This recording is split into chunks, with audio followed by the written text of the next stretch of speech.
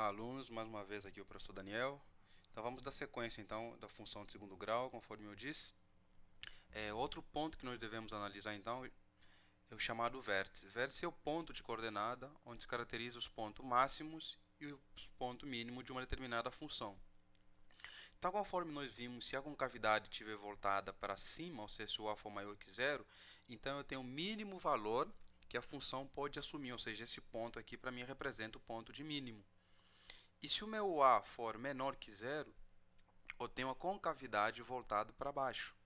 Então, neste ponto aqui, eu tenho o meu ponto de máximo. Tudo bem? Então, olha só. Como é que a gente calcula, então, as coordenadas do vértice? O y do vértice ele é calculado pela seguinte expressão, menos delta dividido por 4 vezes a. E o x do vértice ele é determinado pela seguinte expressão, menos b dividido por 2a. Vale lembrar que em aplicações práticas é muito comum a gente trabalhar com y do vértice, né? Porque ele nos dá o valor máximo e mínimo da função, conforme podemos observar aqui. Então, se eu quiser saber, por exemplo, a altura desse ponto até aqui, representa para mim esse valor aqui, o y do vértice. Assim, se eu quiser saber, por exemplo, a altura mínima, representa para mim, então, esse ponto em relação ao eixo x, representa para mim, então, o valor mínimo, né? Então, aqui nós temos as expressões como calcular tanto faz o y do vértice e também o x do vértice. Então, olha só, vamos ver o exemplo para determinar as coordenadas do vértice. Igual que nós fizemos no exercício anterior, primeiramente extrair os valores de A, B e C. A é menos 1, B é 22 e C é menos 85. Segundo passo, calcular então o valor de delta, que é b ao quadrado menos 4ac. Então fica 22 ao quadrado menos 4 que multiplica o a menos 1 que multiplica o c que é menos 85. Então olha só, 22 ao quadrado dá 484. Menos 4 vezes menos 1 dá mais 4 vezes menos 85 dá menos 340. Então fazendo a subtração dá 144. Isso implica que delta é igual a 144. Pronto, feito isso, então basta calcular o x do vértice. Olha que o x do vértice não depende do delta, apenas o y do vértice que depende do delta. Então, de novo, colocar menos aqui, abro parênteses, o valor de b é 22. Duas vezes que multiplico o a é menos 1. Então, fica menos 22 dividido por menos 2. Menos com menos dá mais. E 22 dividido por 2 dá 11. Assim, o y do vértice, que é menos delta sobre 4a, o delta é 144, então fica menos 144. O a é menos 1 vezes 4, dá menos 4. Então fica menos 144 dividido por menos 4. O y do vértice, então, nos dá 36. Tudo bem? Alguma dúvida? Tranquilo? Qualquer coisa você reveja e refaça. Então, olha só, eu peguei aqui dois exemplos então, de aplicação. Esse aqui é o exercício número 3 da lista de vocês que vocês têm da função de segundo grau. Então, olha só, para todos os exercícios de aplicação é importante a gente ler para saber o que a gente vai determinar. Tá? Isso é muito importante. Então, olha só, um canhão, né, atira um projétil descrevendo essa função aqui, onde esse dado é metro e t em segundos. Calcula o ponto máximo de altura atingida pelo projétil. Olha só a primeira coisa que eu tenho que observar. O meu valor de A ele é negativo. Quando o valor de A é negativo, eu já sei que a parábola, a minha concavidade, está voltada para baixo. Isso aí eu já sei. Então, pegando aqui o valor de A menos 9, o valor de B é 120, e C, como não tem, C igual a zero. Então, olha só, eu quero saber o ponto máximo. Vocês concordam comigo? Se a parábola tem a concavidade voltada para baixo, o ponto máximo é essa distância de 2x até onde ele chega o ponto máximo? Então, essa aqui é o ponto de altura máxima, que para a gente, nesse ponto de altura máxima, representa o quê? O y do vértice. Então, para eu saber o ponto máximo, basta eu calcular o y do vértice. Então, olha só, como y do vértice depende do delta dividido por 4a. Então, vamos calcular o delta, que é b ao quadrado menos 4ac. 120 ao quadrado. Nós temos aqui o valor de 120 ao quadrado.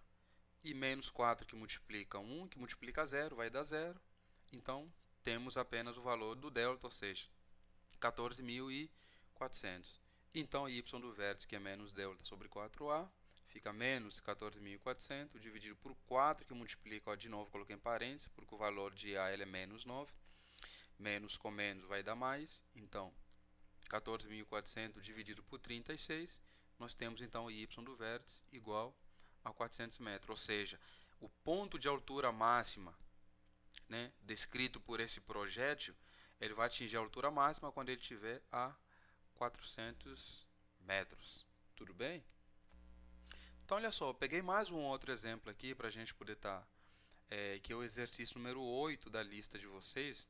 Diz que o móvel realiza um movimento uniformemente variado, obedecendo a seguinte função. Então, foi dada aqui a função. De novo, vou extrair o valor de A, valor de B e valor de C.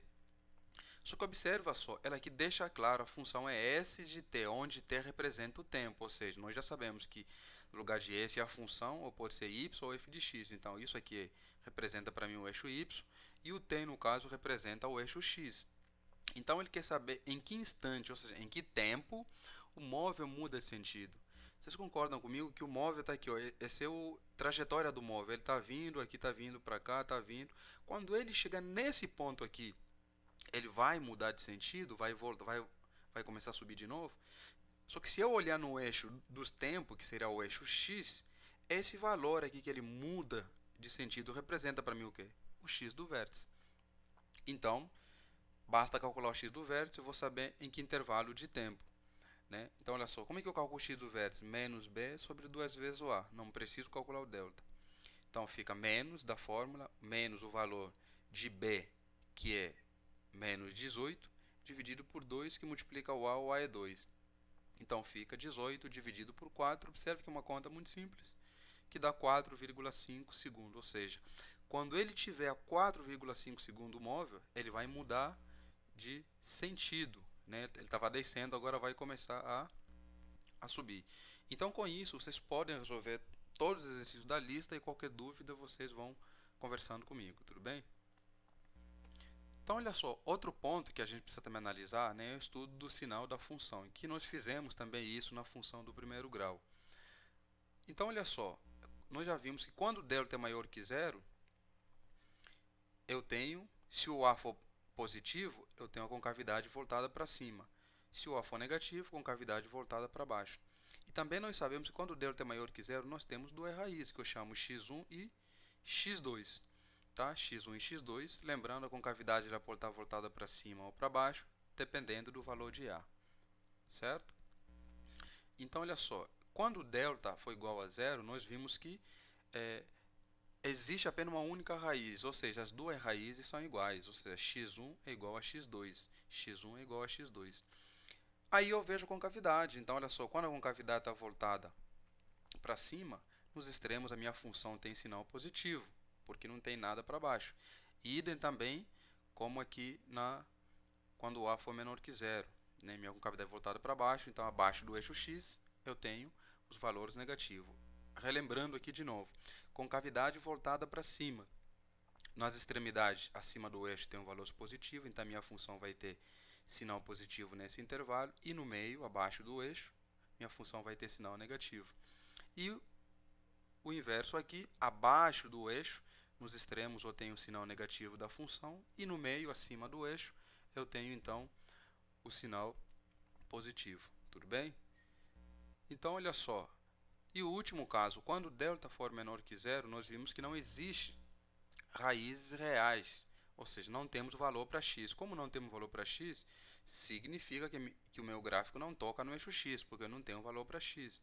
Então, a minha função em toda a sua extensão ela vai ser positiva. Lembrando, a maior que zero, concavidade voltada para cima.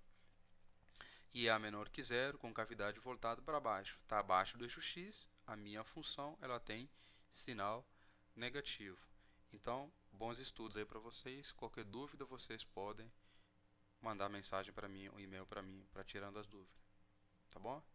Então, tchau, tchau. Abraço.